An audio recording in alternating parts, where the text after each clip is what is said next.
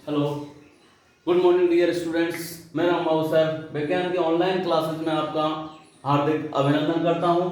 Dear students, अपने syllabus के 7 chapter पूर्ण कराने के बाद में मैं अगला चैप्टर आज शुरू कराने जा रहा हूं। जो चैप्टर है 8वां चैप्टर अपना, वह है कोशिका की संरचना एवं प्रकार, यानी कि जीवों की एक सबसे आवश्यकतम इकाई आज हम अध्ययन करने जा रहे हैं, जिसमें किसी भी जीव का निर्माण होता है। अर्थात कोशिका होती क्या है? कोशिका है, कोशिका सजीवों की एक तरीके से क्रियात्मक व संरचनात्मक इकाई कहलाती है। संरचनात्मक इकाई यानी कि जीवों की क्रियात्मक और संरचनात्मक इकाई किसे कहते हैं? तो कोशिका को कहते हैं। कोशिका की क्रियात्मक इकाई और संरचना यानी कि किसी भी जीव के निर्माण के लिए कोशिका सबसे छोटी और मूल इकाई होती है। इसमें हम कोशिका की खोज के बारे में बात करते हैं। सबसे पहले कोशिका की खोज रॉबर्ट हुक ने 1665 में की। कोशिका की खोज सबसे पहले रॉबर्ट हुक ने की और इन्होंने इनके मृत कोशिका की खोज की, मृत कोशिका। लेकिन इसी के बाद में 1674 में ल्यूवेनहॉक ने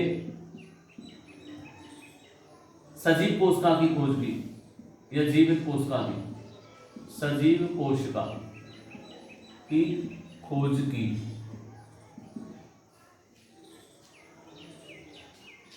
इनके बाद में यदि हम देखें तो 1831 में रॉबर्ट ब्राउन के द्वारा, रॉबर्ट हुक और रॉबर्ट ब्राउन दोनों अलग अलग वैज्ञानिक थे। रॉबर्ट हुक के द्वारा 1665 में मृत कोशिका की खोज, 1674 में ल्यूवेनहॉक के द्वारा सजीव कोशिका की खोज। इसके अलावा 1831 में रॉबर्ट ब्राउन ने 1831 में रॉबर्ट ब्राउन के द्वारा किसकी खोज की गई? केंद्रक की खोज। इसके अलावा कोशिका का सिद्धांत जो दिया, कोशिका सिद्धांत हम आगे भी पढ़ेंगे 9th क्लास में। कोशिका सिद्धांत किनके द्वारा दिया गया? स्लीडन और स्वान के द्वारा दिया गया। कब दिया गया? 1838-39 में। ये दोनों वैज्ञानिक अपने आप में अलग अलग थे, स्लीडन अलग था और स्वान अलग था। दोनों ने मिलकर के सिद्धांत को व्यक्त किया, कोशिका सिद्धांत को। तो कोशिका सिद्धांत इन्होंने दिया। डियर स्टूडेंट्स, इनके बाद में आती है सजीवों में कोशिकाओं की संख्या।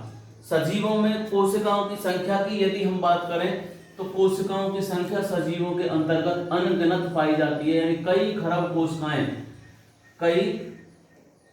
खरब कोशिकाएं सजीवों के शरीर में उपस्थित होती हैं। कई खरब कोशिकाएं सजीवों के शरीर में पाई जाती हैं।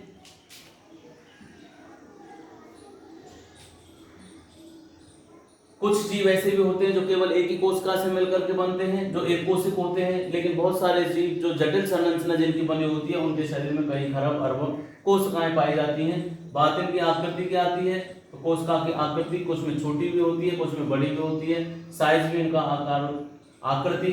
आकृति का मतलब होता है बनावट इसमें किसी भी प्रकार की हो सकती है। साइज की बात आती है तो छोटी और बड़ी दोनों होती है। बात आती है बहुकोशिक, यानी कि ऐसे जीव जिनमें बहुत सारी कोशिकाएं पाई जाती हों, मल्टी सेल्यूलर यानी कि बहुकोशिक। ऐसे जीव जिनमें बहुत सारी कोशिकाएं पाई जाती हों या दो से अधिक कोशिकाएं पाई जाती हों, मल्टी सेल्यूलर या बहुकोशिक जीव कहलाते हैं। जैसे जितने भी जटिल जीव हैं, चाहे वो पेड़ पौधे हैं, वो भी सजीवों के अंतर्गत आते हैं, उनमें भी बहुत सारी कोशिकाएं होती हैं। उनके अलावा मानव का शरीर है या फिर और जितने भी सजीव जो ज्यादा चलायमान स्थिति में है, गतिमान मूवमेंट स्थिति में होते हैं, उन सभी जीवों में ज्यादातर में बहुकोशिक कोशिकाएं पाई जाती हैं। बहुत सारी कोशिकाएं मिलकर के इन जीवों का निर्माण करती हैं। बात आती है एक कोशिक जीव की। एक कोशिक जीव वे जीव होते हैं जिनमें केवल एक ही कोशिका होती है, जिनमें एक ही कोशिका पाई जाती है, उन्हें एक कोशिक कहते हैं। उदाहरण के तौर पर amoeba, Euglena, paramecium. Amoeba, Euglena और पैरामीशियम। ये एक कोशिक जीव होते हैं। एक कोशिक जीव यानी ऐसे जीव जो एक कोशिका से ही मिलकर के बनते हो उन्हें एक कोशिक जीव कहते हैं। और बहुकोशिक जीव ऐसे जीव जिनमें दो या दो से या दो या दो से अधिक या बहुत सारी कोशिकाएं जिनमें पाई जाती हो उन्हें बहुकोशिक जीव कहते हैं। बहुकोशिक जीवों में जटिल जीव आते हैं। एक कोशिक जीवों का उदाहरण हम देख सकते हैं अमीबा, यूग्लिना, पैरामीशियम। उसके अलावा मानव के शरीर में पाए जाने वाले रक्त कणिकाओं जैसे WBC है तो ये भी एक कोशिक के अंतर्गत आती है, क्योंकि WBC जो होती है श्वेत रक्त कणिकाएं एक ही कोशिका से मिलकर के बनती हैं। बात आती है कोशिका की आकृति की। तो कोशिका की आकृति अनियमित होती है। कोशिका की आकृति अनियमित होती है, इसकी कोई आकृति फिक्स नहीं होती। जैसे एक कोशिक जीवों में अमीबा, अमीबा जो होता है ये खास करके नमी वाले स्थानों पर पाया जाता है। नमी वाले स्थानों पर पाया जाता है। तो अमीबा की कोई आकृति नहीं होती।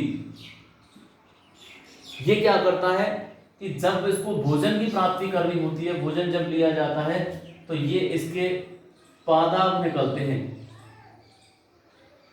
इस तरीके से पादाब निकलते हैं। तो ये क्या है, पादाब या प्रवर्ध या प्रवर्ध। धीरे धीरे ये पादाब में प्रवर्ध होंगे। भोजन को जब इनको ग्रहण किया जाएगा, भोजन का कण यहाँ पे है रखा हुआ है, तो ये ऐसे बढ़ते चले जाते हैं। और फिर इसके बाद में जैसे इसकी अगली अवस्था क्या होगी कि भोजन के कणों को अपने ऊपर इस तरीके से फंसा लेगा। फिर अगली अवस्था में जाएगा तो ये अन्न का कण इसमें कहाँ आ गया, यहाँ आ गया। ये इसका केंद्रक वाला भाग हो गया और फिर इसी में समाहित हो जाता है। फिर ये दो भागों में विभाजित हो जाता है। तो ये जो प्रवर्ध निकले हुए होते हैं भोज्य पदार्थों को ग्रहण करने के लिए अमीबा में, आगे हम पढ़ेंगे। तो ये जो विधि होती है भोज्य पदार्थों को ग्रहण करने की अमीबा की, वो होती है एंडोसाइटोकाइसिस या एंडोसाइटोसिस। इस विधि के द्वारा अमीबा अपना भोज्य पदार्थ ग्रहण करता है। कोशिका की आकृति अमीबा के अंदर। उसके अलावा विभिन्न प्रकार की जो कोशिकाएं होती हैं इनमें हम देखते हैं कि कोशिकाओं में तंत्रिका कोशिका है, पेशी कोशिका और रक्त कोशिका। रक्त कोशिकाओं में जैसे लाल रक्त कणिकाओं की स्थिति है, तो लाल रक्त कणिकाएं कैसी होती हैं, ऐसी होती हैं। लाल रक्त कणिकाएं इस तरीके से, ये कैसी है, रक्त कोशिका है। ये क्या है, रक्त कोशिका। दूसरी होती है पेशी कोशिका। पेशी कोशिकाओं में इस तरीके से होती हैं।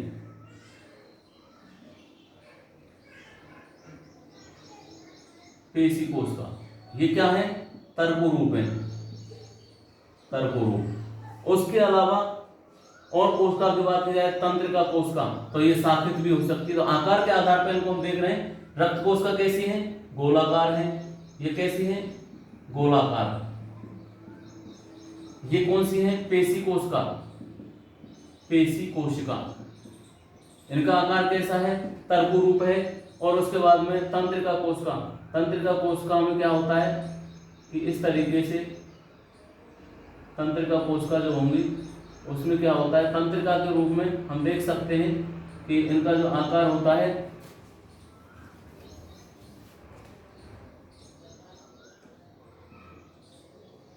वो इस तरीके से होता है, शाखाओं के रूप में। इस तरीके से शाखाएं बटी हुई होती हैं।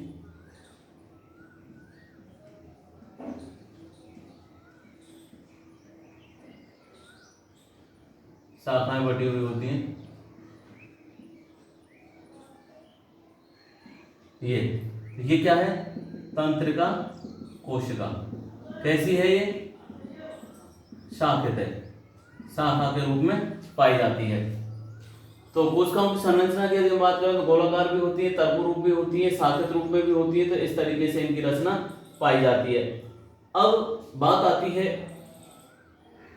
कोशिकाओं में, मुख्य रूप से बात आती है तो ये रक्त कोशिकाएं हो गई, शाखित हो गई, तर्करूप हो गई।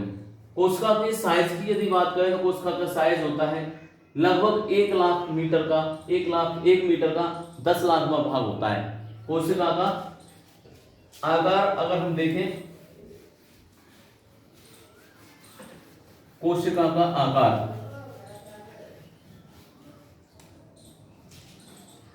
कोशिका का आकार, इसका जो आकार होता है वो कितना होता है, लगभग 1 मीटर का 10 लाखवां भाग, 1 मीटर का 10 लाखवां भाग होता है, अर्थात 1 नैनोमीटर बराबर 10⁻⁻6 मीटर, इतनी रचना होती है। 1 माइक्रोमीटर, 1 माइक्रोन मीटर बराबर 10⁻6 मीटर होती है। अब इसमें कोशिका के आकार की यदि बात करें तो प्रश्न पूछ लिया जाता है कि जीवों के अंतर्गत पाई जाने वाली सबसे छोटी कोशिका कौन सी होती है, तो जीवों के अंतर्गत पाई जाने वाली जो सबसे छोटी जो कोशिका है वो कोशिका होती है जीवाणु। जीवाणु, और इस जीवाणु में ये होता है पीपीएलओ, एक जीवाणु पाया जाता है, इसका आकार सबसे छोटा होता है। जनरल नॉलेज के दृष्टिकोण से भी प्रश्न अगर ये दे दिया जाए कि पीपीएलओ, तो पीपीएलओ होता है। यदि प्रश्न दिया जाए कि सबसे छोटी कोशिका कौन सी होती है और उसमें जीवाणु ऑप्शन दे दिया जाता है, तो सबसे छोटी जो कोशिका होती है जीवाणु होती है, क्योंकि जो जीवाणु जो होते हैं ये अपने आप में सभी क्रियाएं नहीं करते, ये दूसरों के ऊपर रह करके अपना जीवन यापन करते हैं, अर्थात परपोषी रूप में होते हैं। उनके बाद में सबसे बड़ी यदि कोशिका की बात की जाए तो सबसे बड़ी कोशिका होती है शुतुरमुर्ग का अंडा, जिसका आकार होता है 170 नैनोमीटर, यानी 170 नैनोमीटर से लेकर के 103 नैनोमीटर के मध्य में होता है। तो ये इसका आकार शुतुरमुर्ग के अंडे का बहुत काफी बड़ा होता है, और इसका खोल जो होता है, कवच खोल, वो बहुत बड़ा होता है। इनके बाद में आती है कोशिका की संरचनात्मक और एवं प्रकारात्मक इकाई, यानी कोशिका की संरचना जो बनी होती है वो किस तरीके से कार्य करती है। तो कोशिका की जो संरचनात्मक और क्रियात्मक जो इकाई रूपांतरण होता है वो करता है पाचन और स्वांगीकरण का कार्य, पाचन, स्वांगीकरण और अवशोषण। तो कोशिका में पाचन का कार्य देखने को मिलेगा, भोजन बनाता है कोशिका। कोशिका यहाँ पे जैसे हमने अमीबा में देखा, तो अमीबा में क्या कर रहा है, वो पाचन कर रहा है। तो जीवों के अंतर्गत विभिन्न प्रकार की जो कोशिकाएं होती हैं, विभिन्न प्रकार के पदार्थों का एब्जॉर्ब यानी कि अवशोषण भी करती हैं, एक्सटर्नल उत्सर्जन भी करती हैं, स्वांगीकरण करती हैं और पाचन भी करती हैं। भोजन को पचाने के बाद में उसका शरीर के लिए अवशोषण कर लेना, और जो कुछ भी बचता है उसको स्वांगीकृत कर देना और उत्सर्जित कर देना। छोटी छोटी जो कोशिकाएं होती हैं, सेल यानी कोशिकाएं, कोशिका जो होती है ये कोशिका, सभी कोशिकाएं समान रूप से कोशिकाएं जो होती हैं ये किनका निर्माण करती हैं, ऊतकों का निर्माण करती हैं।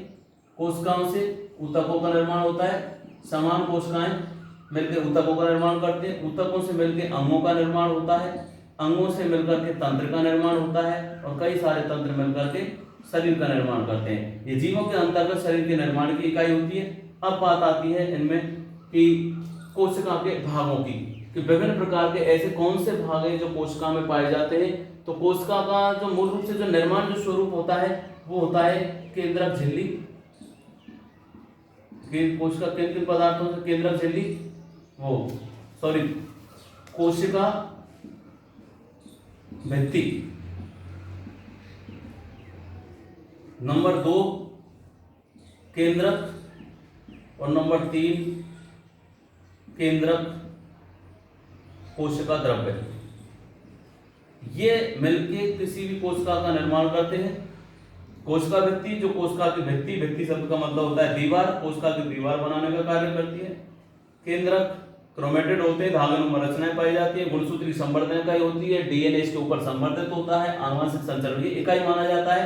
और कोशिका द्रव्य, ये कोशिका के अंतर्गत एक तरल रूप में होता है, तरल लिक्विड के रूप में भरा हुआ होता है, जो कोशिका के अंतर्गत कोशिका द्रव्य और केंद्रक दोनों मिलकर के किसका निर्माण करते हैं, जीव द्रव्य का निर्माण करते हैं। यानी कि कोशिका द्रव्य प्लस केंद्रक ये मिलकर किसका निर्माण करते हैं, दोनों जीव द्रव्य का निर्माण करते हैं। जीव द्रव्य के बारे में किसने बताया, J.E. पोरोकंज ने, J.E. पोरोकंज इन्होंने बताया। तो ये तरल पदार्थ होते हैं जिनका निर्माण इनमें मुख्य रूप से पाया जाता है। तो ये कोशिका के भाग, इनके बारे में हम लोग अध्ययन करेंगे कल। डियर स्टूडेंट, आशा करता हूं यहाँ तक जो मैंने टॉपिक कराया है, कोशिका होती क्या है, कोशिका का निर्माण, कोशिका का की खोजकर्ता कौन माने जाते हैं, रॉबर्ट हॉक। इनका जीवित कोशिका की खोज किसने की, ल्यूमेनहॉक ने। कोशिका के आकार की बात की जाए तो किन किन रूपों में, रक्त कोशिका जैसे गोलाकार रूप में पाई जाती है, पेशी कोशिका जैसे तर्क रूप में होती है, तंत्रिका कोशिका साकृत रूप में होती है। कोशिका के साइज की बात आती है, एक कोशिक किन्हें कहते हैं जिनमें केवल एक ही कोशिका होती है, बहुकोशिक जिनमें एक से अधिक कोशिकाएं पाई जाती हैं। सबसे छोटी कोशिका जीवाणु होती है, इसका आकार 0.1 से 0.5 माइक्रोमीटर होता है।